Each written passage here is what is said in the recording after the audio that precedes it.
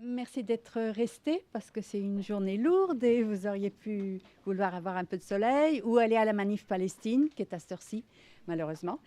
Euh, bon, mais on va essayer de faire pour le mieux et surtout, effectivement, de faire sens avec ce qu'on vit maintenant. C'est-à-dire que vous n'allez pas entendre, je crois, dans ces 45 minutes, une une présentation historique, raisonnée par période du conflit libanais qui a duré 15 années ou 16, disent certains, de 75 à 90, parce qu'il a été extrêmement complexe dans ses phases, dans ses niveaux d'intervention, dans ses épisodes, et que vous trouvez dans des très bons livres ou encore sur le site de Sciences Po Paris, dans la rubrique sur les guerres civiles, une synthèse par période que j'ai faite et qui est restée sur le site et qui pourrait vous éclairer. Ce que je voudrais maintenant, c'est aborder le sujet des ingérences et des interventions extérieures, qui était le thème de cette journée, et essayer de vous faire entrer dans une problématique qui est celle d'aujourd'hui sans être trop rétrospective, c'est-à-dire sans relire la guerre du Liban à l'aune de ce qui se passe aujourd'hui, ce qui serait quelque peu abusif. Mais je vais essayer d'entrer en résonance et de faire quelques comparaisons. Alors, ma présentation est en 3 temps. Un temps pour interroger ce conflit que nous appelons guerre civile au singulier ou au pluriel, c'est dire sa complexité, au Liban, et se demander avec vous si c'est pertinent de réfléchir à la guerre et aux interventions extérieures au Liban pour comprendre celles qui ont suivi. Dans un deuxième temps, je vais parler des grandes puissances dans la guerre du Liban, parce que 75-90, on est en pleine guerre froide et dans sa deuxième phase. Après un moment d'apaisement, milieu des années 60, milieu des années 70, c'est la guerre froide dans toute son essence. Or, je vais essayer d'argumenter, et je dis bien argumenter puisqu'il y aura une partie discussion avec vous, le fait que les grandes puissances ont joué relativement profil bas et quelquefois à contre-emploi dans cette guerre du Liban.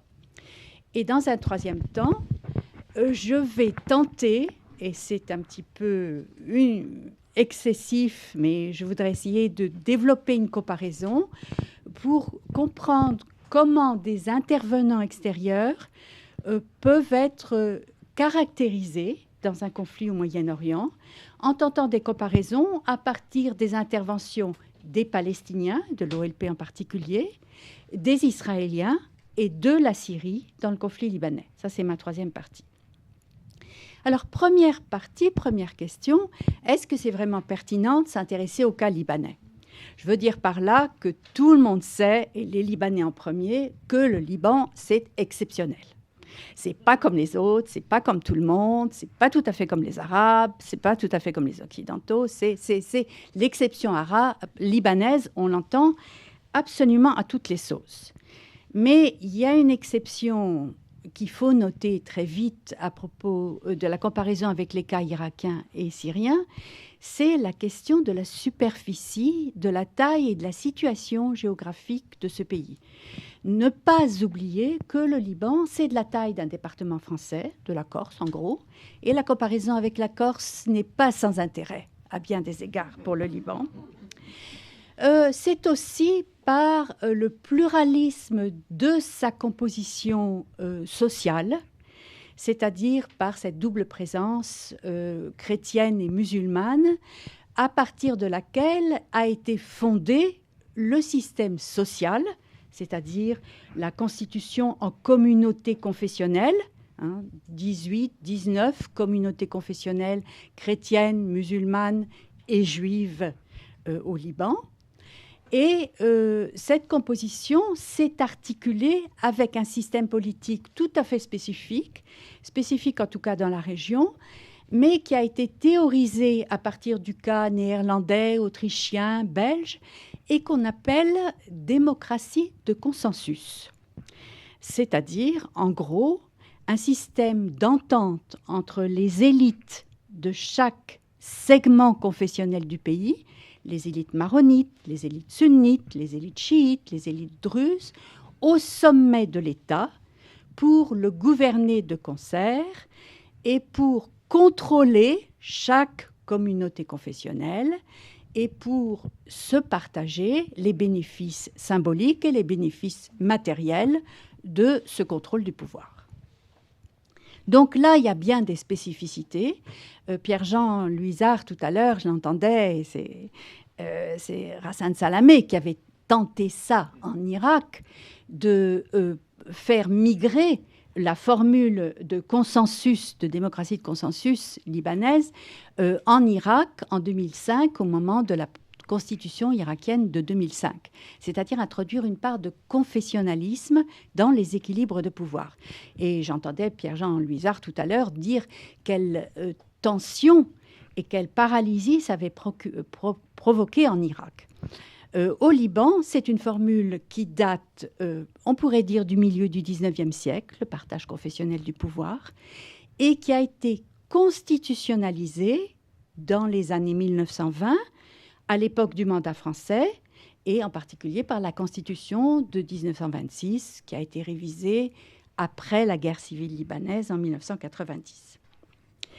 Mais à cause de toutes ces caractéristiques, il me semble, je voudrais argumenter, que le Liban est un très bon cas pour réfléchir aux causes, aux modalités et aux effets des interventions extérieures dans un pays au Moyen-Orient.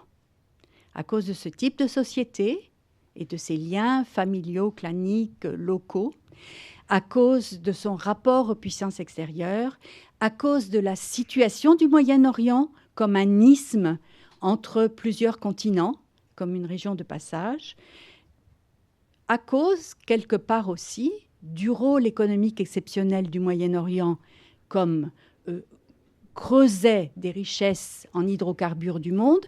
Ce n'est pas le cas du Liban, en tout cas jusqu'à ce qu'on puisse exploiter éventuellement les ressources de pétrole maritime du Liban. Mais le Liban, dans toute cette période de richesse et de spécificité du Moyen-Orient, articulait dessus sa propre spécificité, qui était, pendant des décennies, d'être la banque de ce système d'extraction des ressources en hydrocarbures et d'exportation des pétroles et de richesses pour le pays. Donc, à cet égard, il peut être une source de réflexion. Mais c'est surtout, je crois, dans le cadre de l'histoire que l'exemple libanais peut être particulièrement convaincant. La guerre du Liban, je vous le disais tout à l'heure, elle s'est déroulée dans la seconde période de la guerre froide, qui a commencé cette seconde période en 73-74, avec la fin des républicains sous Nixon, sous Ford, et le rôle très important de Henry Kissinger, qui a pris en main la politique libanaise, la politique du Moyen-Orient, des États-Unis, pardon, dans cette période, sous les républicains aux États-Unis. Et puis, après les 4 années de Carter, à nouveau une période républicaine avec Ronald Reagan, puis George Bush, à partir de 1981. Et donc, une période où la guerre froide bat son plein, je le disais. C'est donc dans cette région du monde que le clivage entre bloc soviétique d'une part et monde occidental de l'autre va se sentir très fortement. Et on peut dire que le Liban est sur la ligne de faille de ce partage. Sur la ligne de faille parce que dans ces années 75 à 90, le Liban, comme Israël, reste du côté occidental. Le Liban, par exemple, a accepté les interventions occidentales dans les années 50, a accepté des plans de développement américains dans les années 60, et donc est clairement situé dans le camp occidental face à un environnement, celui de la Syrie puis de l'arrière-pays irakien, et de l'Égypte, bien sûr, qui est, lui, plutôt allié, ami du bloc soviétique. Donc, sur la ligne de faille. Mais il y a même plus. Le Liban, dans sa guerre civile, va être lui-même clivé par une ligne de faille entre ceux que vont défendre les Occidentaux, le monde libre, et les Soviétiques, le monde socialiste qui va défendre ses alliés. Et faites bien attention, ça serait beaucoup, beaucoup trop simple, et dans le cas libanais, rien n'est simple, comme nous le rappelle toujours Henri Laurence. Le clivage ouest-ouest ne correspond pas au Liban, au clivage chrétien-musulman. La division et les appartenances sont beaucoup, beaucoup plus complexes. Mais ceci dit, cette guerre bat son plein pendant la guerre civile libanaise et ça n'est pas un hasard. Mais cette guerre froide mondiale, elle se double dans la région de ce que nous avons appelé la guerre froide arabe. C'est-à-dire un clivage entre, dans le monde arabe, les partisans du monde occidental et les partisans du monde soviétique, avec à leur tête l'Arabie saoudite d'un côté et l'Égypte de l'autre. Les partisans du pacte de Bagdad d'un côté, les Nassériens de l'autre. Et ce clivage, il a touché de très près le Liban en 1958, par exemple, lorsque la Syrie et l'Égypte se sont unis en un seul État, la République arabe unie, et que donc le Liban a eu à ses frontières la puissance égyptienne alliée à la Syrie comme alliée du camp soviétique. Donc cette guerre froide arabe qui cherche à animer des partisans à l'intérieur de la société et des groupes politiques libanaises, elle bat son plein pendant toute la guerre civile libanaise. Et troisième ligne de fracture, dans laquelle s'inscrit la guerre civile libanaise, les guerres civiles libanaises, c'est le conflit israélo-arabe. Vous voyez la triple ligne de fracture qui fait que les tensions libanaises de la guerre vont épouser, se complexifier de ces trois niveaux de conflit. D'autant plus que ce conflit israélo-arabe, à partir de 1967, il s'est réduit en ce sens que la Cisjordanie a échappé au monde arabe pour passer sous le contrôle israélien. Qu'en 1970, la Jordanie du roi Hussein a expulsé les combattants, les fédayines de l'Organisation de libération de la Palestine, en particulier vers la Syrie, mais surtout vers le Liban, et que donc, après la Cisjordanie, c'est la Jordanie qui s'est fermée à la lutte de libération palestinienne dans le conflit israélo-arabe. Mais plus que ça, il y a eu la guerre d'octobre, la guerre de 1973, qui s'est terminée par un consensus tacite entre soviétiques et américains pour essayer de développer une négociation israélo-arabe.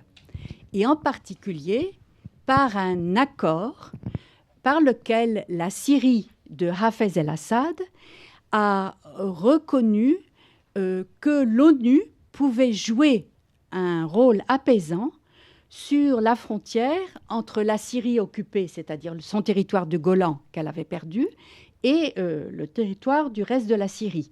Depuis 1974, il y a une force d'interposition entre la Syrie et le Golan occupé qui gèle, après le front cisjordanien, après le front jordanien, qui gèle le front syrien pour la lutte palestinienne.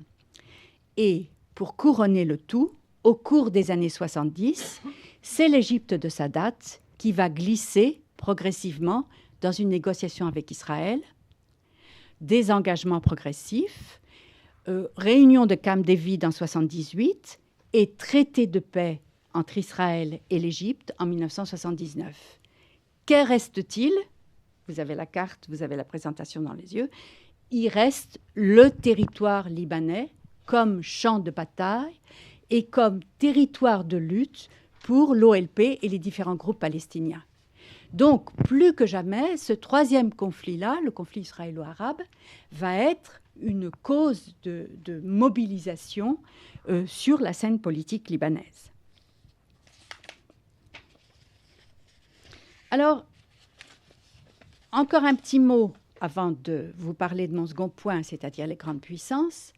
Il y a un débat qui court toujours autour des spécialistes de Liban et parmi les Libanais eux-mêmes de savoir si la guerre de 75 à 90 est une guerre domestique libanaise, et dans ce sens-là, on emploie le mot civil, entre Libanais, et pour des raisons essentiellement socio-politiques, des raisons sociales comme des différentiels économiques entre les régions du Liban, des différentiels économiques entre une minorité bancaire et foncière qui s'enrichit fabuleusement dans les années 60 et 70, et une majorité de la population rurale pour la plupart, qui ne profite pas des bénéfices de la croissance du Liban. Des tensions internes aussi, qui sont politiques, parce que, je vous ai dit tout à l'heure, le partage du pouvoir entre chefs communautaires, c'est un partage qui permet de se redistribuer les bénéfices de la croissance. Or, ce partage entre groupes communautaires, il est considéré comme tout à fait inégalitaire. Les chrétiens, et en particulier les maronites, ont une représentation gonflée par rapport à leur poids démographique au sein du pouvoir politique. Par contre, parmi les musulmans, les chiites sont particulièrement sous-représentés politiquement, et dans les deux cas, il en résulte des effets socio-économiques très importants en matière d'éducation, en matière d'enrichissement, en matière d'accès à des professions et à des postes de pouvoir. Il y a des inégalités confessionnelles qui se greffent sur des inégalités qui sont de type socio-économique. Mais, disent beaucoup d'autres, ça n'était pas une raison suffisante pour que le Liban explose dans de pareilles violences qui ont duré 15 années et une destruction du pays. En particulier, Farid El Hazen, qui est professeur à l'Ayoubie et qui est député libanais, a écrit un livre très solide pour argumenter le fait que la guerre du Liban, s'il n'y avait pas eu la question palestinienne, n'aurait jamais pris cette dimension et que les conflits entre Libanais auraient pu se régler sur le plan politique et socio-politique. Il faut faire attention parce que la phrase que beaucoup d'entre vous connaissent, au fond, c'était une guerre pour les autres. La phrase de Hassan Touaini, le grand directeur du journal El-Nahar, qui a été député, qui a été représentant du Liban à l'ONU, etc. Hassan Touaini a bien dit « les Libanais ont combattu une guerre pour les autres ». Il n'a pas dit « les Libanais n'ont pas combattu ». Les Libanais ont participé pleinement de cette guerre. Et je pense qu'il faut avoir en tête, et là aussi dans une dimension comparative, je crois, le fait que le système politique libanais de confession et de consensus entre chefs de confession induit une dépendance très importante dans un si petit pays pour la stabilité du pays. Chaque groupe communautaire, chaque groupe de région dépend pour ses garanties, pour sa sécurité, de soutien et d'aide extérieure. Mais aussi, et il faut bien renverser la proposition, mais aussi que dans leur compétition pour le pouvoir à l'intérieur du système politique, chaque groupe confessionnel, chaque segment politique cherche à attiser, à attirer l'alliance et l'intervention extérieure pour gagner la compétition à l'intérieur. C'est un double jeu. Ça n'est pas des Libanais très tranquilles chez eux qui voient arriver des armées étrangères, quoi, ou qui.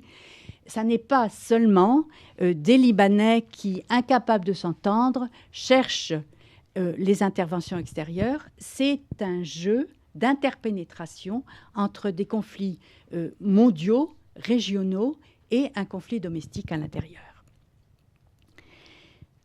Je veux dire un petit mot des grandes puissances à cet égard. parce que ma suggestion... Excusez-moi une seconde.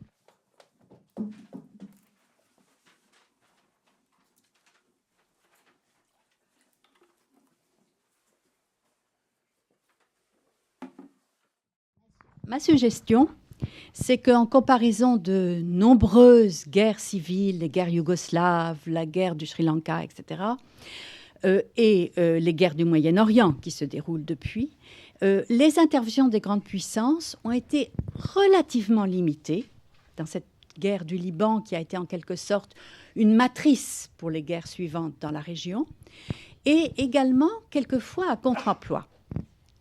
Alors, relativement limitées, je veux dire par là que les grandes puissances ont été embarrassées de ce qui se passait de plus en plus dans l'espace libanais, en particulier des tensions entre le pouvoir, le gouvernement libanais, l'armée libanaise et la puissance palestinienne, l'OLP, dont je vous ai dit qu'elle avait pris pied au Liban, dont les moyens financiers étaient à cette époque, début des années 70, milieu des années 70, supérieurs à ceux de l'État libanais. Je ne vous parle pas du Liban. Le Liban privé est très très riche, supérieurs à ceux de l'État libanais, et dont la force armée était plus nombreuse et mieux armée et équipée et entraînée que l'armée libanaise elle-même. Donc, embarras des grandes puissances à cet égard et marge de manœuvre relativement limitée dans la mesure où, pour intervenir localement, URSS et États-Unis sont passés par des proxys, par des médiateurs, par des États et des acteurs locaux, et que ces États et ces acteurs locaux, il ne leur a pas été toujours possible de les contrôler et de les diriger comme ils en avaient l'intention. Par exemple, l'Union soviétique, qui est restée relativement en marge de la guerre du Liban, il était entendu que le Liban était plutôt dans le cas occidental à cette époque, mais l'URSS était un soutien pour l'OLP et les Palestiniens. L'Union soviétique a, dans ces années 70, 80, 90, une vue assez conservatrice du Moyen-Orient, du système étatique au Moyen-Orient en général, une vue assez utilitariste de la place de Beyrouth, la place financière de Beyrouth, qui lui permet de faire des affaires dans toute la région du Moyen-Orient. Et plus que ça, que l'Union soviétique a quelques incertitudes et doutes par rapport au mouvement révolutionnaire dans la région. C'est-à-dire qu'elle s'irrite de l'aile gauche de l'Organisation de libération de la Palestine et des mouvements dissidents, comme le Front démocratique, comme le Front populaire ou des groupes communistes, et qu'elle considère que c'est un aventurisme, au fond, assez dangereux à ses portes. Et donc, lorsque l'Égypte passe dans le camp américain, lorsque l'Irak commence à réprimer ses propres communistes dans les années 70, lorsque Arafat répond aux ouvertures américaines qui demandent qu'on ouvre des négociations de paix pour tout le Moyen-Orient, il reste à l'Union soviétique l'allié syrien. L'Union soviétique va y aller très doucement. Par exemple, elle a signé en 1972 un traité de paix avec l'Irak, dans la mesure où elle était très intéressée par le pétrole irakien. Elle ne signera qu'en 1980 avec la Syrie. Et le fait qu'elle lui livre des armes, et des armes importantes, ne résulte pas qu'elle contrôle et qu'elle peut diriger la politique syrienne au Liban. J'en veux pour preuve qu'à partir du début de la guerre du Liban, quand il y a conflit entre forces régulières libanaises et OLP, et que la Syrie d'Assad décide d'intervenir au Liban sous couvert à la fin de 1975 et de plus en plus ouvertement à partir du début de l'année 1976, dans ces années-là, il y a des mots assez durs, des protestations, des visites soviétiques à Damas pour essayer de retenir la Syrie dans cette intervention. Il y a tout au long de la guerre civile où la Syrie est restée un intervenant de premier ordre, je vais en parler tout à l'heure, dans le conflit libanais, il y a tout au long des réticences soviétiques à cause de l'équilibre de la guerre froide et encore une fois à cause de ce que l'Union soviétique considère très souvent comme de l'aventurisme, sans compter que les armes qu'elle livre à la Syrie sont des armes coûteuses, des armes qu'elle ne donne même pas à nombre de ses alliés dans d'autres parties du monde. Dans la fin des années 70, elle commence à livrer des chars T-52, des chars T-72 au début des années 80. Elle livre des missiles sol-air dans la Syrie, combattant au Liban pour se défendre contre l'armée israélienne. Elle livre de plus en plus des armes sophistiquées et même de l'aviation. Or, la Syrie va subir une défaite très importante sur le territoire libanais au milieu de la guerre civile en 1982, quand Israël, je vais y revenir tout à l'heure, décide d'intervenir massivement. Je dis bien intervenir massivement parce que ça faisait des décennies que les forces israéliennes intervenaient et avaient même envahi le territoire libanais en 72, en 78, etc. Mais interviennent massivement et occupent pendant 2 années et demie ou 3 années une partie du territoire libanais. En 1982, lors de la grande intervention israélienne au Liban, l'OLP va être défaite, c'était le but des forces israéliennes, et donc va être obligée de quitter le pays et se dissoudre ou se disperser au Yémen, en Égypte, en Tunisie. Mais la Syrie aussi va être défaite sur le territoire libanais et perdre des dizaines d'avions de pointe, des dizaines de chars. Et pour l'Union soviétique, cette défaite est difficile et très coûteuse. Elle va malgré tout continuer à soutenir l'intervention syrienne, réarmer la Syrie à partir de 83-84, toujours avec des armes de pointe. Mais l'histoire fait que c'est bientôt la période de Gorbatchev, la période de la fin de l'Union soviétique, 89, et que ce soutien, malgré tout, de l'Union soviétique va s'affaisser, se défaire jusqu'à la fin de la guerre. Donc, un peu en retrait, et malgré sa volonté, parce qu'elle trouve que la politique d'Assad est aventuriste au Liban. Quant aux États-Unis, j'ai presque envie de dire qu'ils sont intervenus, qu'ils ont une politique à l'égard du conflit libanais à contre-emploi. Alors, il faut garder en tête, absolument tout au long du conflit et jusqu'aujourd'hui, et quelle que soit, me semble-t-il, l'administration américaine, républicaine ou démocrate, qu'il y a une constante dans la politique américaine au Proche-Orient, c'est la défense de l'entité de l'État israélien et une aide économique et militaire très importante qui est une promesse faite aux Israéliens de leur conserver une supériorité militaire par rapport à leur environnement arabe, qualitative military edge, toujours un cran au-dessus, y compris lorsqu'on vend des centaines d'avions aux pays du Golfe et à l'Arabie saoudite en particulier, les Israéliens ont garanti d'avoir toujours un armement supérieur et la défense des intérêts israéliens reste une constante. Et c'est peut-être à cause de cela que dès le début du conflit libanais, les États-Unis, par leurs envoyés successifs en 1975, en 1976 sur la scène libanaise, ont insisté auprès des dirigeants libanais et auprès de l'OLP pour qu'il y ait un apaisement dans le conflit.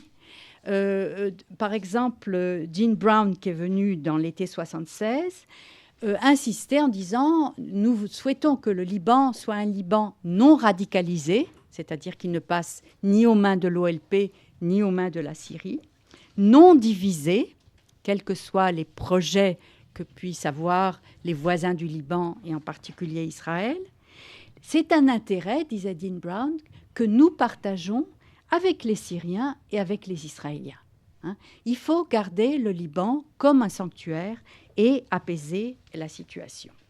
Et l'horizon américain, quelle que soit, encore une fois, l'administration, me semble-t-il, dans les décennies qui suivent, c'est un horizon de « il faut une solution négociée, apaisée, avec une OLP domestiquée, repoussée hors du Liban et rendue à la négociation ».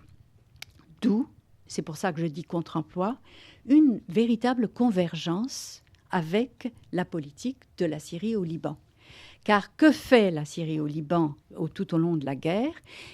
Elle intervient militairement pour jouer un jeu d'équilibre afin que ni du côté de l'OLP, ni du côté de la majorité gouvernementale pro-occidentale à majorité chrétienne, ni du côté de l'opposition libanaise de gauche plus musulmane et où le Parti communiste est important, qu'il n'y ait pas de vainqueur, qu'il reste des équilibres, qu'il reste des partis divisés et soumis, et qu'on puisse contenir le conflit libanais. Il me semble que ça fait écho avec ce qui se passe pratiquement maintenant depuis une vraie décennie au Liban.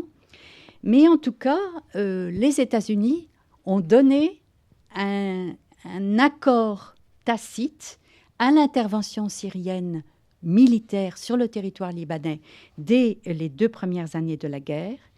Les États-Unis ont fait l'effort financier de soutenir la reconstruction, les essais de reconstruction de l'armée libanaise en 1979, en 1983-84, au moment des trêves, pour rétablir le calme dans le pays, et qu'ils ont surveillé le conflit libanais avec cette idée de gérer et d'instaurer une séparation entre, d'un côté, les forces syriennes qui se déployaient sur le territoire libanais pour contrôler les belligérants et prendre appui sur le pays, et de l'autre, les forces israéliennes qui avançaient en 72, en 78, puis en 82, territorialement sur le sud du pays, et surtout qui avaient pris le monopole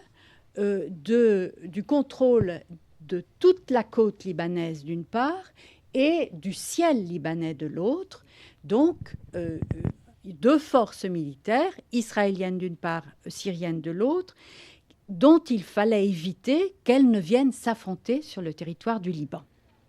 Et donc, les États-Unis ont négocié ce qu'on a appelé les lignes rouges syro-israéliennes en 1976 entre le gouvernement travailliste et Hafez el-Assad. Il était entendu que la Syrie, les forces syriennes ne pénétreraient pas tout à fait au sud du territoire libanais, dans le sud de la Bekaa et au-delà de Saïda sur la côte, que cette zone d'influence du sud était celle d'Israël, tandis qu'au nord, les Syriens pouvaient intervenir, et que le ciel et les voies maritimes resteraient sous le contrôle israélien. Ce sont les lignes rouges. Et les États-Unis voyaient cela dans ce qu'ils appelaient le dialogue de la dissuasion. C'est très joli. Nous paralysons, nous contrôlons nos différents alliés à cet égard. Ceci dit, comme cette guerre est extrêmement complexe, et entre autres, il y a eu un moment dans la guerre absolument dramatique, 1982, donc à peu près temporellement au milieu de la guerre civile, où cette construction de l'extérieur a complètement craqué, et où les Israéliens ont décidé, à la suite de provocations, d'envahir le territoire libanais, c'est 1982, pour en finir avec la lutte armée palestinienne et éventuellement, je dis éventuellement parce que ça n'était peut-être pas le projet du Premier ministre Menahem Begin, mais c'était en tout cas celui du ministre de la Défense, Ariel Sharon à l'époque, éventuellement balayer également les forces syriennes du territoire libanais et donc asseoir le Liban comme zone d'influence israélienne avec, l'ont-ils espéré dans l'été 1982, un président libanais qui serait un président allié d'Israël, Bachir Gemayel, qui a été élu en août, et puis son frère en septembre, Amin Gemayel, en septembre 82, qui, sous l'égide duquel un traité de paix entre le Liban et Israël a commencé à être négocié. Donc c'est cette fameuse équilibre de la dissuasion qu'espéraient les États-Unis. Donc à ce moment-là, le jeu devenait au Liban sous influence américano-israélienne très forte. Le retour de bâton, 83-84, ça a été une offensive syrienne avec soutien soviétique, 83-84, qui a vu les Syriens bombarder la force multinationale américano-britannique française à Beyrouth, bombarder les alliés des États-Unis et la Syrie reprendre pied sur la partie centrale et nord du territoire libanais, la partie sud, ligne rouge, étant toujours sous influence israélienne et restant occupée par Israël jusqu'en 2000, bien au-delà de la guerre libanaise. Donc, un jeu où les Américains ont fait, je dis, profil bas, et lorsqu'ils ont poussé un peu plus loin, en acceptant que leur allié israélien envahisse le territoire libanais jusqu'à Beyrouth et occupe Beyrouth, ce jeu est devenu déséquilibré. Et ça a été une quasi-défaite des États-Unis et d'Israël qui a remis le jeu de balance libanais sur les rails. Donc, ce qui est intéressant, c'est que dans ces périodes-là, le jeu par proxy, le jeu en s'appuyant sur des alliés locaux, a donné en quelque sorte des limites aux grandes puissances, ce qui me semble pas tout à fait le cas avec ce qui se passe en Syrie à l'heure actuelle et ce qui s'est passé dans l'Irak de ces différentes invasions. Un peu vite, mais c'est vous qui aurez la parole et on va pouvoir y retourner. Trois ingérences majeures de puissances moyennes régionales dans cette époque et dont je pense que sans les décrire dans le détail, parce qu'il faudrait des heures, je pense vous suggérer qu'elles pourraient nous donner matière à réflexion sur trois acteurs de la scène proche-orientale, moyenne-orientale aujourd'hui, et sur ce que sont les ingérences extérieures dans les conflits de la région. Alors, c'est une discussion que j'ai eue avec Gilles de Ronsoro, que certains d'entre vous ont probablement lu sur la Syrie, sur la Turquie. Gilles de Ronsoro dit ces comparaisons transhistoriques, c'est zéro, c'est pas du tout pertinent. Comme spécialiste de l'Afghanistan, je peux vous dire que ce qui s'est passé en Afghanistan dans les années 20 et 30 n'aide pas du tout à comprendre l'Afghanistan d'aujourd'hui. Non, ces comparaisons ne valent rien. Je vous les propose tout de même, je les trouve assez stimulantes et en l'occurrence, c'était parce que je comparais les années 80 en Syrie, le massacre de Hama et ce qui se passait aujourd'hui. Et je persiste à penser que la comparaison peut être éclairante. Alors, les trois acteurs, OLP d'abord, ou les Palestiniens plus largement que l'OLP, les forces armées palestiniennes de l'autre, parce que dans ces années 70 et jusqu'à 90, c'est l'exemple même du mouvement révolutionnaire transnational dont le projet a une base territoriale, la Palestine, mais aussi un caractère transfrontalier, transrégional, et qu'il est mené par un acteur qui a des prétentions étatiques, mais qui n'est pas encore un État. Je parle de l'OLP, mais je pense que pour réfléchir à Daesh, à l'État islamique dans la région, toute idéologie et type de projet étant complètement différents, ça n'est pas inintéressant de penser à ce qu'a été l'OLP dans ces années, à ce qu'a été l'utilisation du terrorisme et des attentats qui est né, qui s'est développé dans des milieux souvent laïques, souvent transrégionaux, et pas seulement au Moyen-Orient d'ailleurs, dans ce projet de renverser les États existants. Et l'OLP a eu, dans son isolement sur le territoire libanais, rappelez-vous, il était repoussé de partout, de Jordanie, de Syrie, etc. L'OLP a eu, à un moment, le projet Ubrique de renverser l'État libanais avec cette formule du Front démocratique qui est la libération de la Palestine passe par Beyrouth et par Jounieh. C'est-à-dire, on va commencer par faire la révolution ici, en s'aidant de la gauche, des forces révolutionnaires, du Parti communiste, de l'Organisation arabe de libération du Liban, etc., d'action au Liban. On va s'aider de toutes ces forces, encore une fois, pour faire la révolution dans tous ces pays. Et dans ce sens-là, la matrice révolutionnaire de l'OLP et des forces palestiniennes, elle est très importante.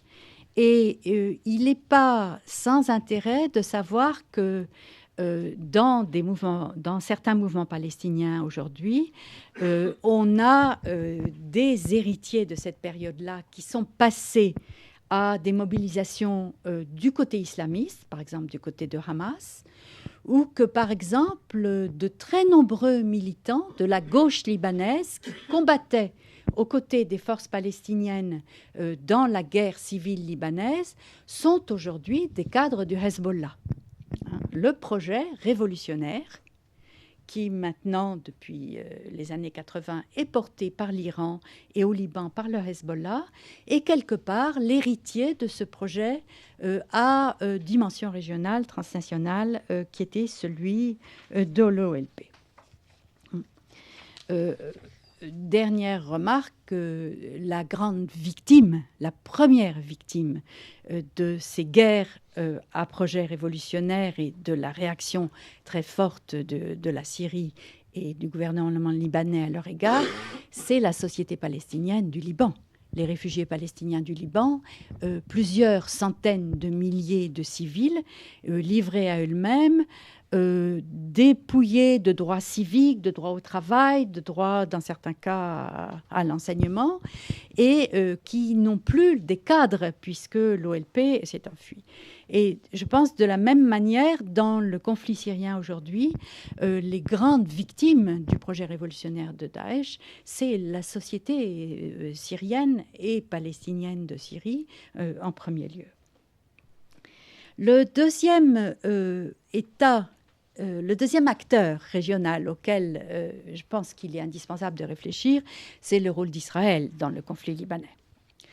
Et je vais pousser le bouchon très loin en disant qu'aujourd'hui, on pourrait se demander, je pense que Pierre-Jean Louisard, il a un peu évoqué la question tout à l'heure, mais on pourrait se demander dans quelle mesure les Kurdes en Syrie et de Syrie, ce qui n'est pas tout à fait la même chose, ne sont pas, comme ont été les Israéliens à la période de la guerre du Liban, partie prenante du projet impérialiste occidental dans la région du Moyen-Orient. Les Israéliens défendaient l'État israélien reconnu par la communauté internationale en 1947 par le plan de partage. OK. Mais en même temps, leur projet à l'échelle régionale, qui était un projet d'affaiblissement et de division des forces politiques dans les États qui les environnaient, ce projet-là était un projet qui était aussi celui des puissances occidentales. Il y a une constante chez les puissances occidentales qui a été très bien étudiée par un chercheur américain qui dit pourquoi est-ce qu'il n'y a jamais eu une vraie grande puissance arabe au Moyen-Orient, et qui dit parce qu'à chaque fois, les États-Unis se sont arrangés pour casser. ou les puissances occidentales au XIXe siècle et les États-Unis au XXe siècle. Casser Nasser, casser Saddam, etc. De la même mesure, l'État libanais, dans sa difficile composition plurielle et son consensus très difficile, a été volontairement affaibli, divisé par les forces israéliennes et par la politique israélienne de se choisir des alliés privilégiés au sein de la scène libanaise. Alors, ça a été longtemps les chrétiens, et en particulier, je vous ai parlé du soutien à Bachir Gemayel en 1980-1982, donc à des chrétiens radicaux anti-palestiniens à cette époque. Mais quelques années, très peu d'années après, ça a été les chiites du mouvement Amal dans la région sud. Peu importe chrétiens, musulmans, il s'agit de diviser et de trouver une force d'appui à l'intérieur, laquelle, en retour, je vous l'ai expliqué pour commencer, n'hésite pas à recourir à l'alliance extérieure, à lui demander des armes, à lui demander d'intervenir en sa faveur sur la scène domestique. Or, il me semble que le jeu, on en reparlera peut-être, que joue le Rojava et les forces du PYD en Syrie aujourd'hui, et le soutien américain a poussé vers l'avant cette force qu'ils appellent arabo-kurde pour reconquérir Raqqa, est une immixtion, une intervention extrêmement dangereuse sur la scène sociale et politique syrienne. À Raqqa, à ma connaissance, il n'y avait pas de Kurdes jusqu'à toutes ces dernières années. Il y avait quelques chiites, ça commençait à poser quelques tensions. Mais jouer comme ça, à faire intervenir des acteurs qui ne sont pas légitimes à intervenir, c'est rejouer le rôle des impérialismes et des grandes puissances de l'extérieur. Alors, il y a là des objectifs politiques, je vous l'ai dit, la division pour affaiblir des pays extérieurs. Ça a réussi, l'écrasement de la lutte armée palestinienne, sauf que, du coup, la lutte armée palestinienne et la lutte palestinienne politique s'est déplacée à l'intérieur de l'espace israélien et de sa domination dans les territoires occupés. Mais il y a toujours cette idée de division extrême. Il me reste, je crois, juste 5 minutes pour parler de la Syrie, et c'est peut-être exagéré parce que c'est l'intervenant majeur dans le conflit libanais dans toute cette période. Je vous l'ai dit, hein, avec le consensus réticent et le consensus plutôt de l'URSS et le consensus plutôt content des États-Unis.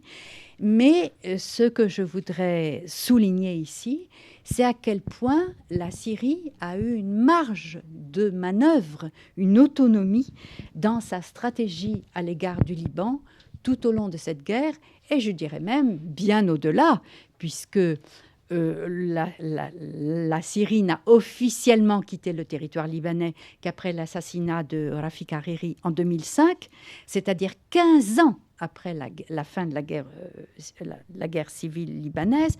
Et je dirais même que les ingérences syriennes, nonobstant le conflit syrien à partir de 2011, les ingérences syriennes n'ont pas cessé du tout après 2005. Donc, il y a une autonomie, une marge de manœuvre très importante qui avait démarré avant le début de la guerre civile libanaise, dès 1973. Quand il y a eu des accrochages entre l'OLP et l'armée libanaise, la Syrie a proposé sa médiation, a fait intervenir des troupes, a fait intervenir des forces palestiniennes qui étaient sous son contrôle, la Saïka, et elle a été capable, tout au long du conflit libanais, non seulement de tenir à distance et les deux grandes puissances, mais aussi d'instrumentaliser les divisions de la guerre froide arabe, les conflits entre les grandes puissances arabes. Les tensions entre l'Arabie saoudite et l'Égypte, les tensions entre l'Arabie saoudite et l'Irak. Et du coup, cette dispute inter-arabe lui a donné les mains libres pour intervenir militairement. C'est ainsi que les sommets du Caire et de Riyad en 1976 ont officialisé et légitimé sa présence armée au Liban, sous le titre de Force arabe de dissuasion. Alors, il y avait des petits contingents saoudiens, des petits contingents du Golfe qui ne sont pas restés longtemps, mais donc, elle est restée légitime jusqu'au milieu des années 80, où le président Amin Gemayel a officiellement réclamé à Hafez el-Assad le départ des troupes syriennes. Et donc là, elle a pu jouer très largement de la paralysie du pouvoir politique libanais à l'intérieur et des dissensions entre les pays arabes dans la région et de l'embourbement, en quelque sorte, des grandes puissances. Donc, elle a joué un rôle d'aggravation du conflit libanais dans la mesure où la violence politique qui était celle de la guerre civile libanaise depuis 1975 est devenue une violence d'armée, une violence de puissance militaire avec utilisation de l'aviation, des bombardements, des occupations, des casernements, une occupation stable, longue, visible du territoire libanais.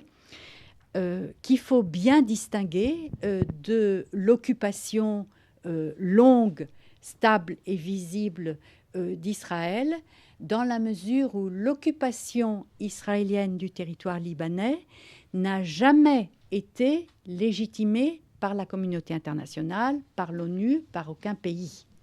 C'est une occupation dont le droit international réclame la fin depuis 1972, 1978, etc.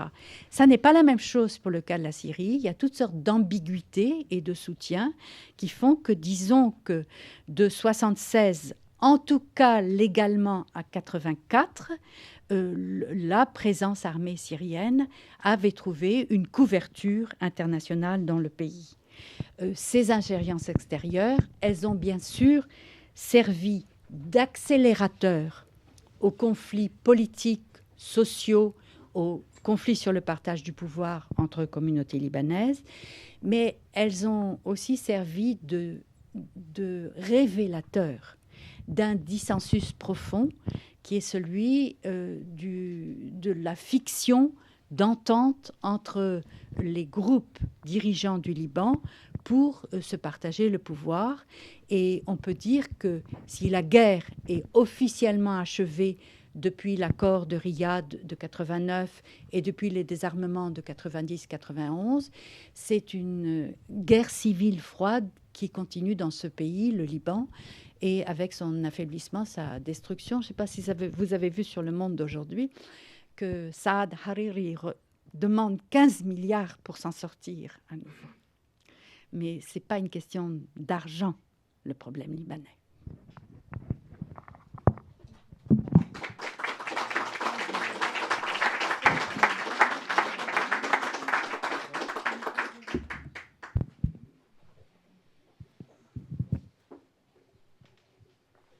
Il y a des questions peut-être?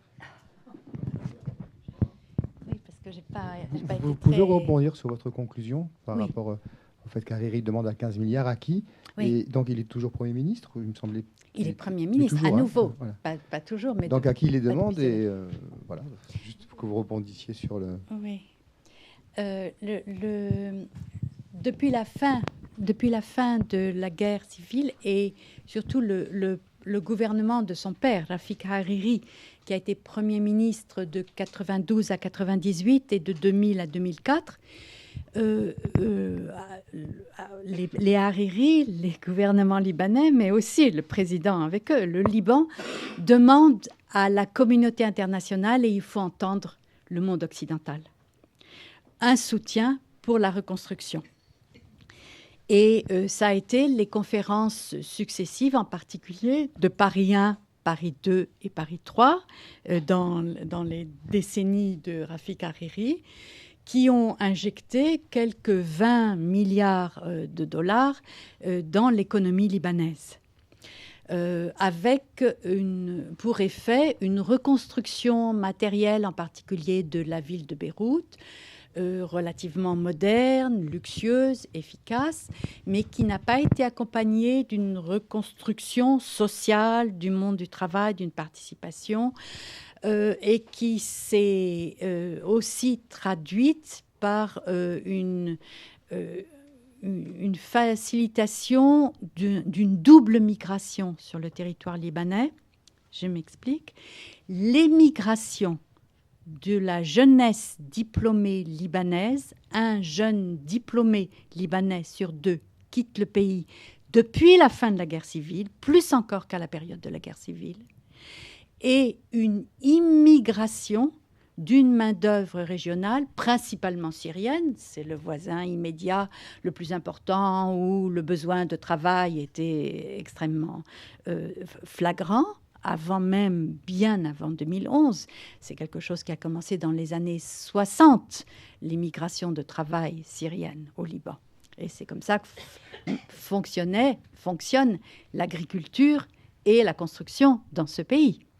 Donc une double migration qui fait que la composition sociale du pays, je ne parle pas de la composition confessionnelle, là, la composition sociale du pays, c'est une composition qui dérive depuis la fin de la guerre avec une perte des élites diplômées, compétentes, etc., et une arrivée d'une main-d'œuvre non diplômée, non spécifique, et avec un très fort taux de chômage. Donc un changement dans l'identité sociale et économique de ce pays qui, de plus, à la suite de la guerre civile, n'a pas retrouvé son rôle de plaque tournante financière unique dans toute la région du Moyen-Orient, celle que même les soviétiques aimaient pour faire le commerce du pétrole, le trafic par les isthmes, etc.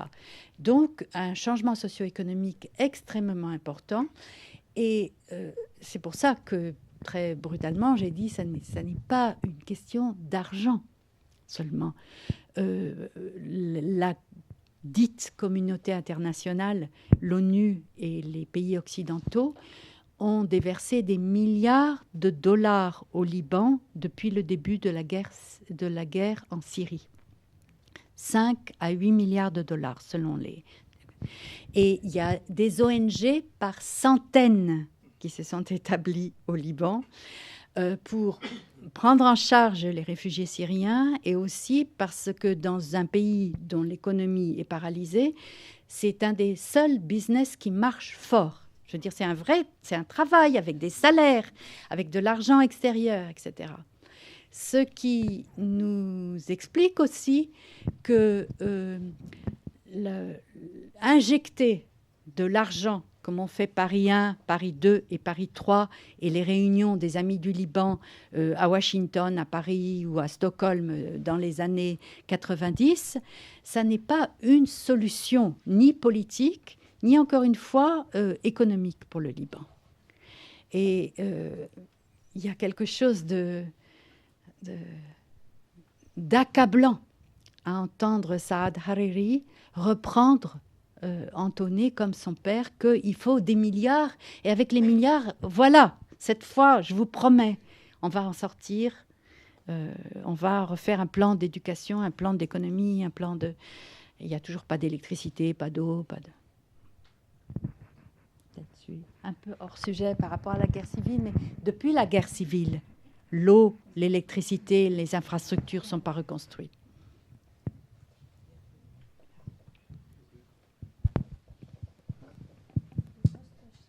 Bonjour madame.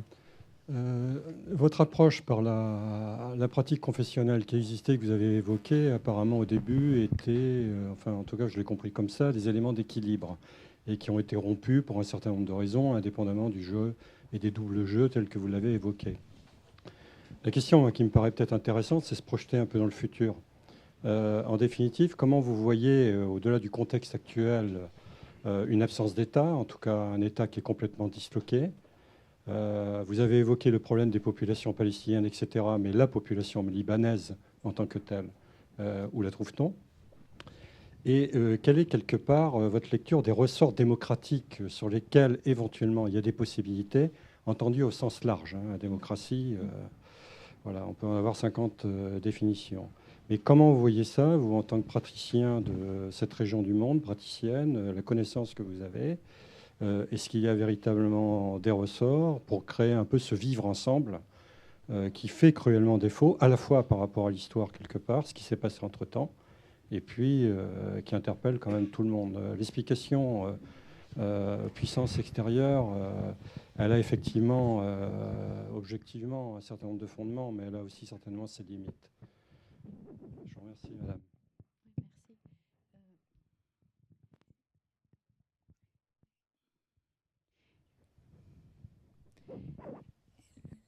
C'est vraiment le pays de la région qui, dans l'héritage ottoman, a inscrit dans son système politique et constitutionnel, sans compter ses pratiques de partage de pouvoir, le critère de l'identité confessionnelle comme le marqueur du choix politique. La question qu'on a débattu, qu'on continue à débattre sans fin, c'est est-ce que c'était une erreur? Est-ce que le choix aurait dû être celui, par exemple, de la Syrie, qui a dit pendant des années de régime parlementaire, puis de régime militaire, puis de régime bassiste. Ah non, non, non, nous, le critère confessionnel, on ne connaît pas. On est une nation syrienne, etc., et on veut le développement de tout le pays. Je prends les deux extrêmes, les deux voisins, les deux oppositions, en particulier parce qu'en 2005, au moment où Draper où les Américains ont réfléchi à la nouvelle constitution irakienne et où Hassan Salamé, qui conseillait des Mayo à Bagdad, il était son conseiller pour la mission de l'ONU à Bagdad, il a dit qu'il faut introduire une part d'identité confessionnelle et de partage du pouvoir à la libanaise, puisqu'il y a des sunnites, des chiites, etc. C'est une solution qu'on va importer peut-être en Irak en partie, hein, du territorial et puis du confessionnel, etc.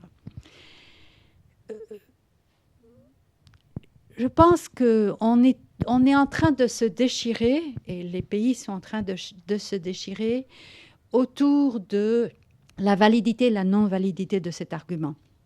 Avec ce problème que depuis 10 ans, cet argument, il est devenu absolument envahissant.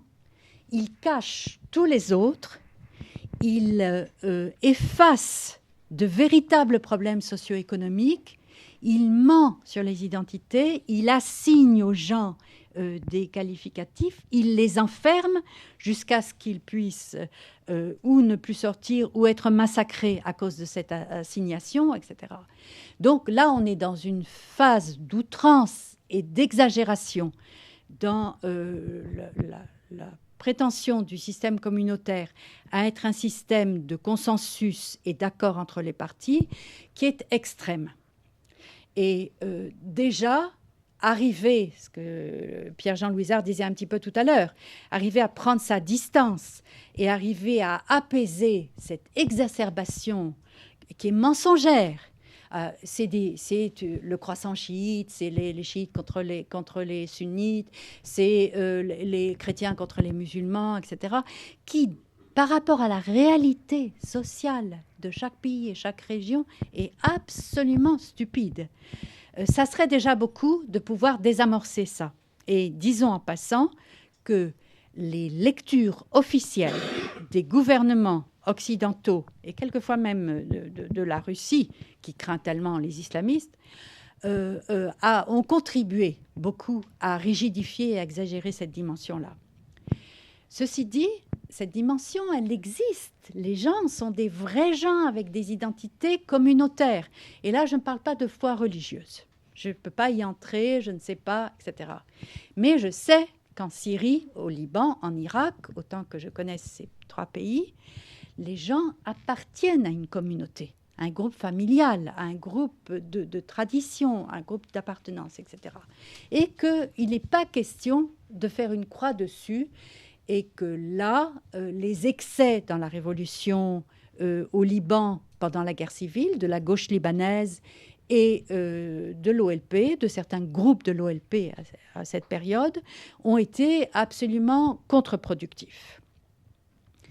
Alors, je vous fais probablement une réponse qui n'est ni chèvre ni chou, mais je pense que retrouver un peu raison et retrouver une ouverture démocratique, je ne parle pas de la démocratie, une petite ouverture démocratique, ça implique autre chose dont on n'a pas assez parlé à propos de ces pays, c'est-à-dire le partage du pouvoir de haut en bas.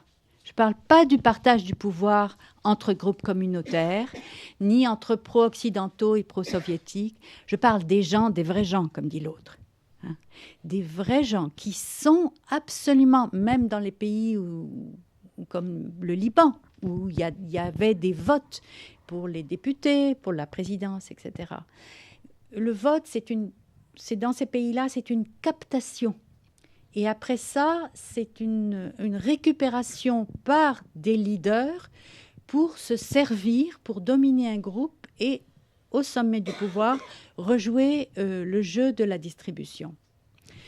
Et je crois que ce que nous a appris un petit peu la révolution syrienne de 2011 et ce qui se passe encore dans certaines régions syriennes aujourd'hui, et ce que nous a appris le Liban de la période de fin de la guerre civile, à partir de 86-87. Et d'après la guerre civile, les années 90 au Liban, ce qu'ils nous apprennent, les Syriens et les Libanais, c'est qu'il y a là des gens qui, sur le terrain, localement, au niveau de la municipalité, au niveau des intérêts de base, c'est-à-dire les redistributions, le logement, l'éducation, etc., ont des choses à dire, des demandes, et demandent des comptes à leurs dirigeants et pourraient reprendre la main si on leur donnait un espace pour s'exprimer. Et là, il y a des régions qui sont monoconfessionnelles, il y a des villes qui sont pluriconfessionnelles, il y a des régions où on a des villages où on a 2 communautés, etc. Ce n'est pas la question. La question, c'est que les gens puissent défendre des intérêts de base comme la santé, l'éducation, le logement, le travail, en s'exprimant. Or, ça a été confisqué dans les 3 pays dont nous avons parlé dans cette journée. Confisqué. Et il faudrait, je pense, encore une fois, réussir à que les puissances extérieures et que les dirigeants de ces pays cessent d'enfermer, de clore le débat dans cette idée de conflictualité et de conflictualité identitaire et confessionnelle pour reprendre les vraies questions telles qu'elles ont été prises. Et ce qui s'est passé, Pierre-Jean Louisard disait dans l'histoire de la lutte contre le problème des ordures au Liban ces 2 dernières années, bon, c'est pas que ça. Depuis les années 90, c'est le droit d'élire sa municipalité, c'est le droit de vote à 18 ans, c'est le droit que la Constitution soit appliquée pour que des gens aient le droit de ne pas indiquer leur confession sur leur carte d'identité. C'est le mariage mixte, c'est la liberté des jeunes, c'est des choses élémentaires. Par exemple, c'est la répression horrible des homosexuels dans beaucoup des pays de cette région, n'est-ce pas ? Là, il y a une société qui parle dans ces 3 pays, qui a des choses à dire. Et il me semble que les petits espaces d'interstice qu'on a vus en Syrie, avec des gens d'un courage et d'une efficacité qui sont simplement éblouissants et auxquels il faut être tout le temps attentif, parce qu'ils sont encore là, ils sont encore extrêmement opprimés. Il y a les tentatives des Libanais, mais je vous disais que ces jeunes particulièrement engagés, les jeunes qui sont compétents, diplômés, qui pourraient analyser et prendre en main la situation, 1 sur 2 quitte le pays et que c'est une véritable hémorragie. Mais c'est là que ça se passe, me semble-t-il. peut-être que le mot démocratie, c'est un mot très...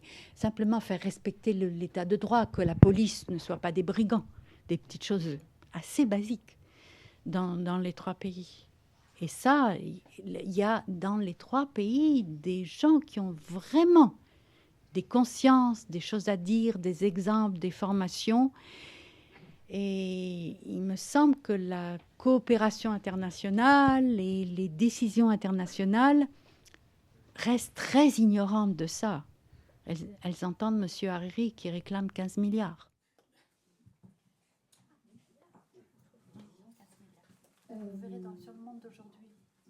Bonjour.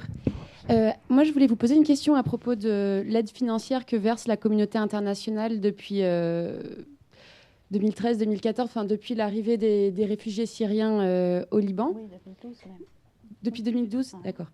Vous aviez l'air d'être assez sceptique par rapport à l'efficacité en fait de cette aide, mais vous savez que les organisations de l'ONU et l'État libanais ils développent une réponse conjointe pour agir sur les différents secteurs qui sont sous pression actuellement.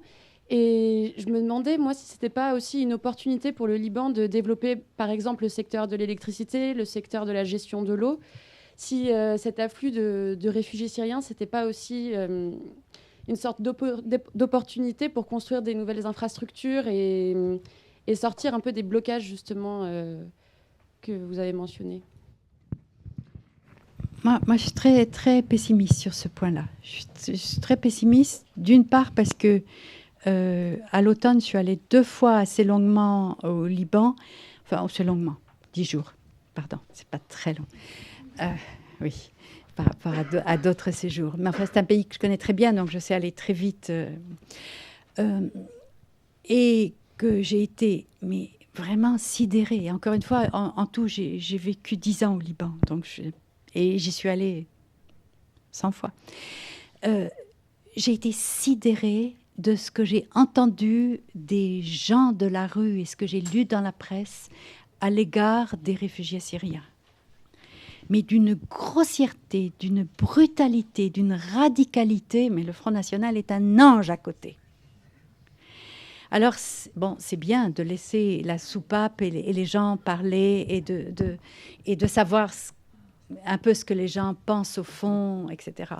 Mais là, je suis assez pessimiste parce que enfermés dans des structures confessionnelles, les Libanais pensent vraiment la Syrie, le conflit syrien, comme un danger, un danger, un danger. Et les réfugiés syriens comme un danger. Alors, reprendre les questions basiques, par exemple l'éducation, à propos de la scolarisation des enfants syriens et du manque d'écoles dans certains quartiers, dans certaines régions qui font que les enfants sont scolarisés qu'à mi-journée, etc. D'une part, il faut se rappeler que s'il y a une coopération entre les organismes de l'ONU et le gouvernement libanais, c'est parce que le gouvernement libanais a élevé tous les barrages possibles à une action directe en faveur des réfugiés. Et que c'est seulement en reprenant le biais de « mais si, laissez-nous aider les réfugiés et on fera en même temps quelque chose pour les zones défavorisées du Liban » que les services de l'Organisation mondiale de la santé ou de l'UNESCO, etc., ont eu l'autorisation d'intervenir au Liban.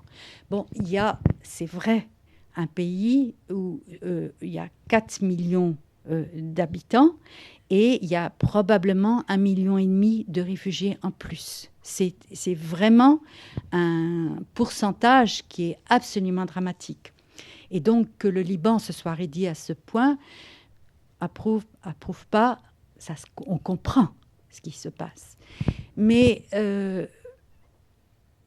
ça n'est pas avec des promesses et des demandes qu'on arrive à prendre des décisions de fond sérieuses en matière d'éducation, en matière d'électricité, en matière de distribution de l'eau. Ces choses-là, elles n'ont pas été reprises et améliorées depuis la fin de la guerre civile, depuis 1990. Et on est en 2017. On est donc 27 ans plus tard. Et le faire dans le contexte dramatique d'un afflux de demandeurs et de besoins, ça va être particulièrement difficile.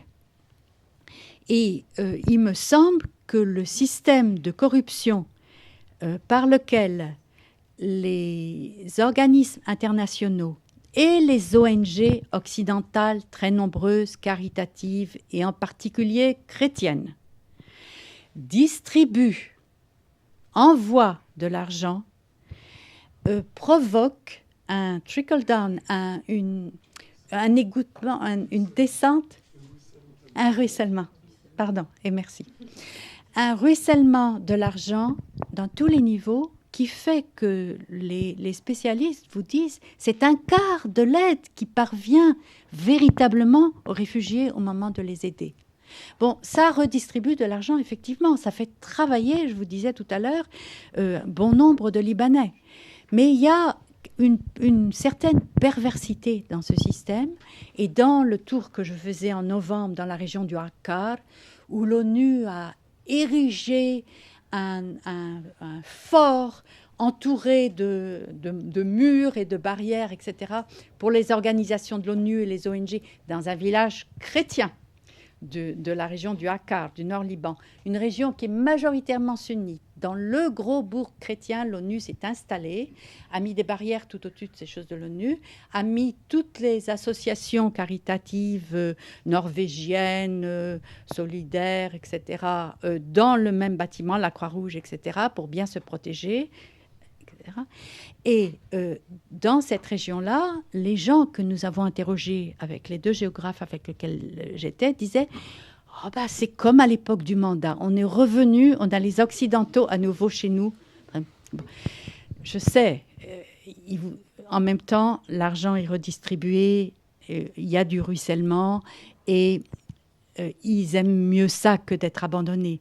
Mais encore une fois, on a choisi des modes d'intervention, qui soient militaires, qui soient caritatifs, qui renversent continuellement la perspective, qui déresponsabilisent les gens locaux. Et là, je ne suis pas très optimiste.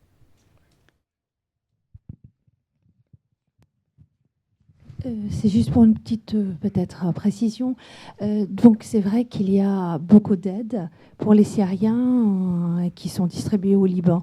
Mais est-ce que, je me demande si ça n'arrange pas le monde qu'on distribue l'argent là-bas pour que ce 1 million de Syriens ne se retrouve pas ailleurs. Donc est-ce qu'on n'est pas en train de donner juste pour qu'on soit nous, chez nous, tranquilles et les autres pays avoisinants? Oui, vous avez 1000 fois raison. Ceci dit, beaucoup des Syriens qui sont au Liban et qui ont choisi le Liban comme lieu de refuge immédiat pendant la guerre sont majoritairement des gens qui voudraient retourner chez eux en premier lieu. Et donc ça, c'est la politique qu'il faudrait... Mais ça... Vous avez des milliards de fois raison. On a évoqué la Turquie tout à l'heure à cet égard. Le marchandage avec la Turquie, c'est immonde. Oui, vous avez tout à fait raison. Merci. Je voulais revenir un petit peu sur le positionnement par rapport à la Syrie, et notamment du point de vue des élites politiques. Alors, dans un pays où le consensus est un peu la règle et plus un moyen, mais une fin en soi, je me demandais si le positionnement par rapport à la Syrie n'était pas à terme une ressource politique pour les élites en place, dans le sens où ça permet donc des prises de position fortes sans forcément risquer de remettre en cause le consensus qui est en vigueur, qui a été rompu pendant la guerre civile, mais qui est redevenu plus ou moins en vigueur depuis 90. Par exemple, à titre d'exemple, quand on regarde la présidentielle, toute la période de la vacance présidentielle de 2014 à 2016, on voit que les logiques de positionnement répondent à la dichotomie 14 mars, 8 mars, plus ou moins, en tout cas jusqu'au retournement d'alliance. Et quand on voyait les prises de position de Samir Jarja ou Michel Aoun, il y avait en tout cas dans la presse, on ne lit pas tellement un programme politique précis ou des projets, on va dire, concrets dans le domaine. Vous parliez de l'électricité, vous parliez du problème de l'eau, etc. Mais plus, voilà, il y en a un qui est du 8 mars, l'autre du 14 mars, etc. Et on a l'impression, en tout cas, que c'est une rente symbolique pour les élites en place depuis rente renouvelée, en tout cas depuis 2005 et le printemps de Beyrouth. Oui, je pense que vous n'avez pas tort, et on pourrait même dire ça depuis très longtemps. Avec les retournements de l'un, de l'autre, etc., c'était toujours est-ce qu'on est pro ou contre l'intervention syrienne pendant la période de la guerre ? Il y avait les deux camps, mais il y a toutes sortes de retournements. N'oubliez pas que c'est le camp conservateur qui a appelé à l'intervention syrienne en 1975-76, c'est avéré, le président Sleiman Frangieh à cette époque, et que à ce moment-là, la gauche révolutionnaire et plus musulmane était au contraire, se sentait frustrée et sentait que la Syrie défendait le camp des conservateurs. Or, ça s'est retourné. Les régions centrales dominées par le pouvoir du président Sleiman Frangieh ont été bombardées par la Syrie en 78 et 79 très, très vivement. Et donc, c'est assez fragile. Au niveau du discours et du positionnement des élites, c'est effectivement sur un registre très international, onusien, Occident, monde arabe, grande culture et civilisation, qu'on se place pour ou contre Assad et la Syrie. Mais ça joue à tous les niveaux. Vous savez que le patriarche maronite du Liban a lui-même une position très en pointe pour défendre le régime de Bachar el-Assad au long de cette guerre. Mais ceci dit, dans notre accord sur le fait que c'est une façon de botter en touche et de ne pas s'occuper des vrais problèmes des Libanais, dans notre accord, vous et moi, on a un éléphant dans la pièce. C'est le Hezbollah. C'est pas seulement une position comme ça en l'air pour ou contre la Syrie, c'est véritablement une question de domination militaire, de force militaire importante qui intervient dans le conflit syrien avec une efficacité qu'on connaît et qui provoque des réactions internationales, mais qui, du coup, déséquilibre fortement ce fameux consensus et ce petit jeu des je suis pour, je suis contre la Syrie des uns et des autres. Là, quelque part, ça devient sérieux. C'est pas seulement d'être pour la Syrie, c'est de prendre les armes, de se battre, de provoquer des attaques aériennes, militariser le conflit dans le sens où la direction israélienne est très hésitante entre les politiques et les militaires. Qu'est-ce qu'il faut faire ? Est-ce qu'il faut les prendre au sérieux ? Est-ce qu'il faut foncer dans le tas du Hezbollah tout de suite ? Est-ce qu'il faut être patient ? Est-ce qu'il faut juste défendre le Golan pour attendre ? Mais en tout cas, le face-à-face militaire est vraiment important. Et sur la scène libanaise, quoi qu'on en dise, en chantant les louanges de cette armée libanaise, très nombreuse maintenant, elle est maintenant à 70 000 hommes ou plus, etc. Mais elle est nombreuse, mais elle est mal armée. Et elle n'est pas entraînée. Et elle porte en elle... Non, elle est entraînée pour parader le 22 novembre, mais elle n'est pas entraînée pour le combat. Lorsqu'elle a dû défaire 150 miliciens des islamistes dans le camp de Nar el-Bared en 2007, elle a mis 4 mois, et la victoire sur les miliciens islamistes de Nar el-Bared, elle a été obtenue que lorsque les Américains sont intervenus avec leurs hélicoptères, parce que les Libanais n'en avaient pas. Non, c'est à chaque fois on dit mais cette armée, regardez comme elle est symbole de l'unité nationale. Oui, moi je trouve qu'elle est tout à fait symbole de l'unité nationale. Oui. Oui. Ça c'est vrai. Je veux dire dans le même sens. Hein. Oui. Et donc dans ce sens-là, là il y a ce que j'appelle l'éléphant dans la pièce. Hein. Il y a quand même quelque chose d'important et de grave, parce que l'entraînement et maintenant qu'ils ont fait la guerre en Syrie, encore plus du Hezbollah, la participation, l'arrivée de l'armement iranien, etc. Ça c'est une donne sur laquelle je ne sais pas m'avancer, mais on est d'accord que ça va être quelque chose de très important pour l'avenir du Liban.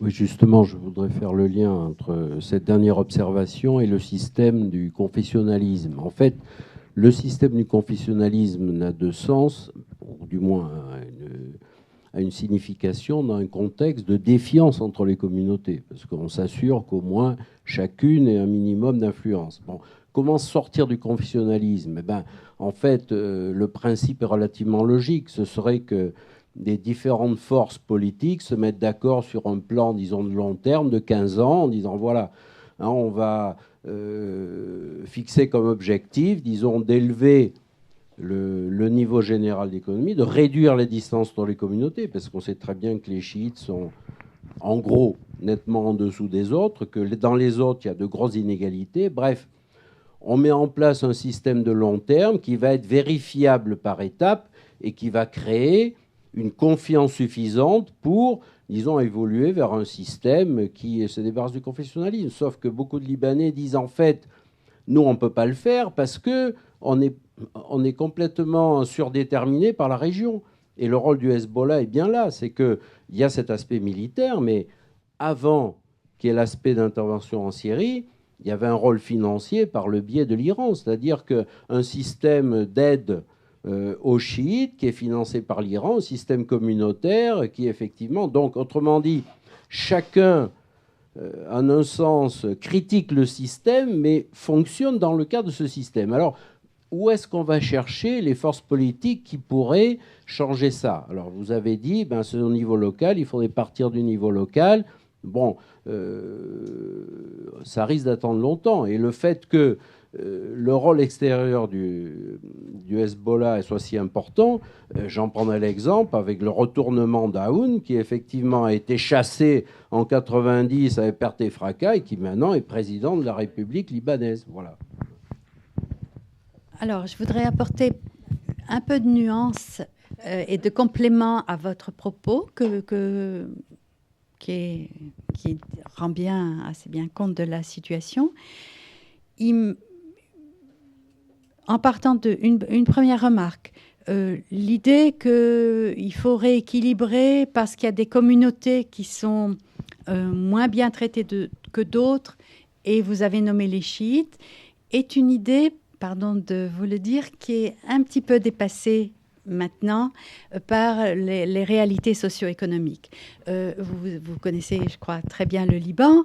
Les régions les plus défavorisées du Liban, ce sont les régions du Nord, c'est le Raqqa en particulier. Donc, c'est une région à majorité sunnite. Et il y a aussi des régions chrétiennes du Jour de haute montagne qui sont assez défavorisées. Bon, les chrétiens sont carrément moins nombreux, donc ils sont plus urbains, etc. Mais donc, c'est pas tant la question de rééquilibrer entre les communautés et c'est bloqué parce qu'il y a l'extérieur et il y a l'intervention du Hezbollah à l'extérieur. C'est bloqué parce que toutes les communautés, Hezbollah, enfin, les représentants chiites compris, donc les gens de Hezbollah et de Hamal en particulier, dans les partis chiites, sont absolument d'accord pour penser, et ils ont fait toutes sortes d'études, que si on ouvre un tout petit peu la distribution confessionnelle du pouvoir telle qu'elle a été adoptée en 1926 et remaniée en 1990, si on l'ouvre un tout petit peu en ayant des listes complémentaires qui seraient pluricommunautaires et qui seraient à l'échelle nationale, ce qui prend toutes les régions et donc différentes confessions, si on fait ça, crac, crac, crac, crac, crac, le système fout le camp. Je veux dire, si on touche au système communautaire, qui est un système numérique, verrouillé, tenu, il s'effondre. Et on va, vous parliez d'une quinzaine d'années, on va en 15 ou 20 ans, si on le touchait, ce qui a été par exemple le projet Boustros. En 2006, le gouvernement avait demandé à une commission de regarder comment on pouvait ouvrir un peu ce système communautaire. Et il y a eu un projet modéré, sérieux, étudié, travaillé, qui était dirigé par la commission de Fouad Boutros et qui était faisable. Et alors, qui s'est affolé? Toutes les élites de toutes les communautés, y compris les gens du Hezbollah, y compris les chiites, parce qu'ils sont assis sur des héritages, sur des privilèges, sur des continuités, sur des dominations de la communauté, de la base de la communauté, à laquelle ils ne veulent pas toucher. Et ils le font de concert. C'est ça qu'on appelle le consensus, d'ailleurs. Ils le font de concert. Ils pensent que si on laisse la parole à des plus jeunes, à des différents, à des gens qui ne sont pas fils de famille, on va vers l'effondrement de ce système. Un dernier mot. J'ai eu des débats très nombreux avec le théoricien de la démocratie de consensus. Il s'appelle Arendt Lichtfart. Il est toujours vivant. Il vit en Californie, donc il dit Arendt Lichtfart. C'est un Hollandais. Parce qu'il l'a théorisé à partir de la Hollande et de l'Autriche et de la Belgique et de la Suisse. Hein. Et il a écrit noir sur blanc dans un numéro de la revue de politique comparée internationale dans lequel j'avais fait l'article sur le Liban, il a dit effectivement, si on remanie, si on bouge, si on améliore, si on modifie, si on fait un changement dans le système confessionnel, on signe sa fin.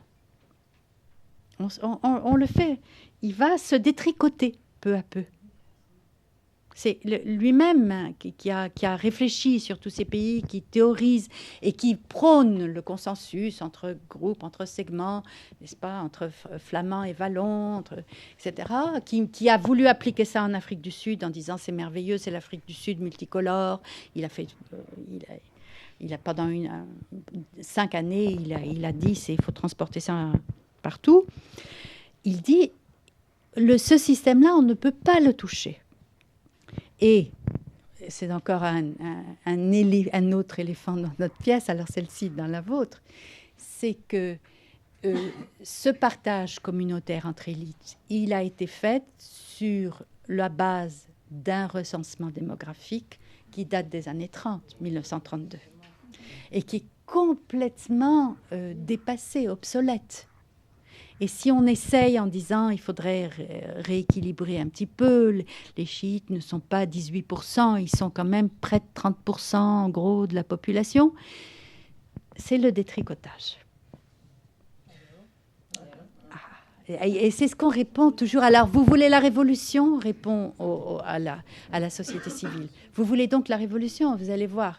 Ou alors, vous voulez faire comme la Syrie?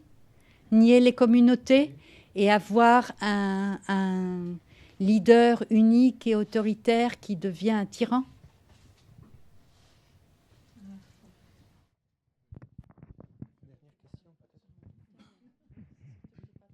Juste concernant les ingérences étrangères, vous avez très très peu parlé de l'Iran.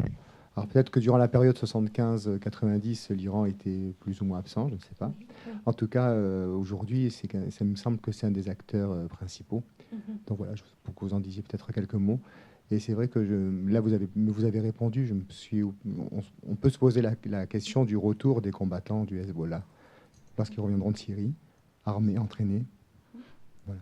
C'est assez inquiétant tout de même. Tout le temps, hein, non, mais leur retour définitif, une fois que la guerre sera terminée. Une fois on sait très bien que les combattants, lorsqu'ils combattent un certain nombre de temps, ont besoin de combattre. Ils risquent de trouver d'autres combats. C'est comme quand on... Voilà. Je suis un peu pessimiste, là. Je sais. Oui, une seule remarque à propos de votre réflexion que je partage, c'est un système extrêmement autoritaire, le Hezbollah. On ne fait pas n'importe quoi. C'est pas comme les forces libanaises, qui étaient la milice chrétienne des Kataeb pendant la guerre civile de 75 à 90. Quand on l'a désarmée, on a laissé les types un peu partir dans la nature, ou alors où ils sont entrés dans le secteur privé sécuritaire. Ils sont beaucoup venus en Occident, ils sont allés en Australie, etc. Ou alors, il y a effectivement de types de banditisme, d'insécurité, etc. Là, il s'agit d'autre chose. Le Hezbollah, ils ne vont pas laisser leur type dans la nature. Ils ont un projet politique. Sérieux. Et pourquoi ne l'aurait-il pas? Je ne vous donne pas de réponse, hein, mais c'est grave. Et la position occidentale est quand même importante. Il ne faut pas prendre les vessies pour des lanternes. Il ne faut pas continuer à dire nos petits chrétiens libanais. Il ne faut pas regarder ce qu'on a fait en Syrie est tout simplement épouvantable et une erreur et des erreurs accumulées. Alors peut-être qu'il faudrait commencer par se taire et écouter un peu plus les gens de là-bas.